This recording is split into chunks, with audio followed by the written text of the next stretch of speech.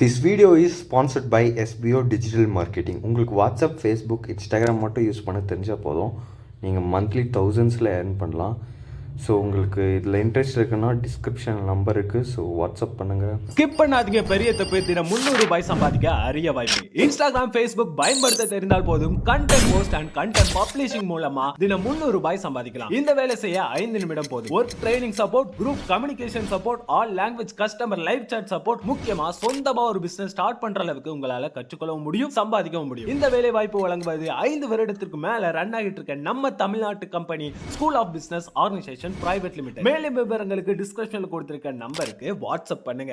ஒருத்தருடைய அக்கல மோந்து பார்த்தே அவர் என்ன மனநிலையில இருக்காரு அப்படின்னு உங்களால சொல்ல முடியுமா? நம்ம கிட்ட எல்லாம் ஒரு சூப்பர் பவர் இருக்கு. அது என்னன்னு தெரிஞ்சுக்கிறதுக்கு முதல்ல நீங்க ஒரு முக்கியமான விஷயத்தை தெரிஞ்சுக்கணும். எறும்புகள் எல்லாம் கோடு போட்ட மாதிரி ஒரே வரிசையில கரெக்டா போகும். பார்த்திருக்கீங்களா? அதுக்கு முக்கியமான காரணம் அதுங்களுக்குள்ள இருக்கிற கெமிக்கல் சிக்னலிங். இத கீமோ சிக்னல் அப்படின்னு சொல்லுவாங்க. ஒரு எறும்பு வெளியிடுற ஃபெரிமோன் அப்படிங்கிற ரசாயனத்தை வச்சு மற்ற எறும்புகள் அதை புரிஞ்சுக்கிட்டு ஒரே நேர்கோட்டுல பயணிக்கும். அது என்ன ஃபெரிமோன்ஸ் அப்படின்னு கேட்டீங்கன்னா, நம்ம ஹார்மோன்ஸ் கேள்விப்பட்டிருப்போம். அது ஒருத்தருடைய உடம்புக்குள்ள சுரந்து அவருடைய உடம்புக்குள்ளேயே அது தாக்கத்தை ஏற்படுத்தும். ஆனா ஃபெரிமோன்ஸ் அப்படிங்கிறது உடம்புக்கு வெளியில வெளியிடப்பட்டு அதே இனத்தை சேர்ந்த மற்ற உயிரினங்கள் மேல அது தாக்கத்தை ஏற்படுத்தும். இது மனுஷங்க கிட்டயும் இருக்கா அப்படிங்கறத தெரிஞ்சுக்க பல ஆராய்ச்சிகள் பண்ணி பார்த்திருக்காங்க. இந்த மாதிரி ஆராய்ச்சிகள்ல பாத்தீங்கன்னா ஆண்கள், பெண்கள் எல்லாருமே கலந்துக்குவாங்க. முதல்ல அவங்கள பாராஷூட் மாட்டிக்கிட்டு ஸ்கை டைவிங் பண்ண சொல்றது, பயத்தை ஏற்படுத்துற பேய் படங்களை பார்க்க வைக்கிறது, இந்த மாதிரி அவங்கள பயமுறுத்துற செயல்கள் எல்லாம் செய்ய வச்சு அந்த நேரத்துல அவங்களுடைய அக்கல்ல பேட வச்சு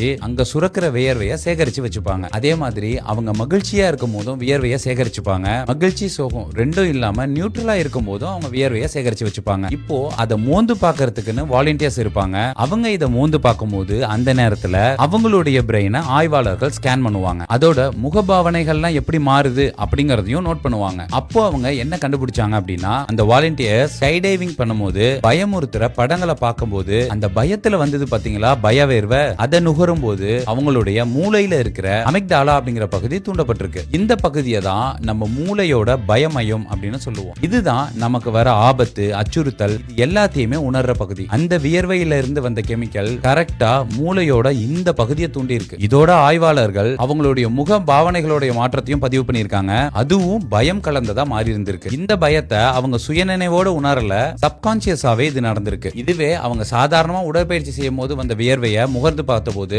மூளையில அந்த அமிக்டாலா பகுதி தூண்டப்படல. எல்லாருமே நார்மலா தான் இருந்திருக்காங்க. அதே போல சந்தோஷமா இருக்கிறப்ப சுரந்த வேர்வையை அவங்க முகர்ந்து பார்த்த போது அதுக்கு உண்டான சந்தோஷமான முகபாவனைகள், ரியாக்ஷன்ஸ் எல்லாம் வந்திருக்கு. இந்த சோதனை மூலமா அவங்க என்ன நிரூபிச்சாங்கன்னா, நம்முடைய வியர்வை மூலமாகவே ரசாயன சமிக்கைகள் மூலமா, அதாவது கெமிக்கல் சிக்னல் மூலமா மற்றவங்களுக்கு நம்முடைய எமோஷன்ஸ் கடத்தப்படுது அப்படின்னு கண்டுபிடிச்சாங்க. நீங்க ஒருத்தர் சோகமா இருக்காங்களா இல்ல மகிழ்ச்சியா இருக்காங்களா அப்படிங்கறத எப்படி கண்டுபிடிப்பீங்க? உங்களுடைய ட்ரிக் என்ன அப்படிங்கறத கமெண்ட்ல பதிவு பண்ணுங்க. நம்ம உடம்புலயே அதிவேகமா வளரக்கூடிய விஷயம் எது தெரியுமா உங்களுக்கு? ஒரு குழந்தை பிறந்ததுல இருந்து அதோட உறுப்புகள் வளர ஆரம்பிக்கும். மூளை அதோட முழு வளர்ச்சி அடையறதுக்கு 10-12 வருஷம் ஆகும் அப்படின்னு சொல்றாங்க. அதே போல மனுஷன் அவனுடைய ஒரு முழுமையான உயரத்துக்கு வளர்றதுக்கு பெண்ணா இருந்தா 14 வயசுல இருந்து 16 வயசு வரைக்கும் ஆகும் அப்படின்னு சொல்றாங்க. இதுவே ஆணா இருந்தா 16 வயசுல இருந்து 21 வயசு வரைக்கும் கூட ஆகும் அப்படின்னு சொல்றாங்க.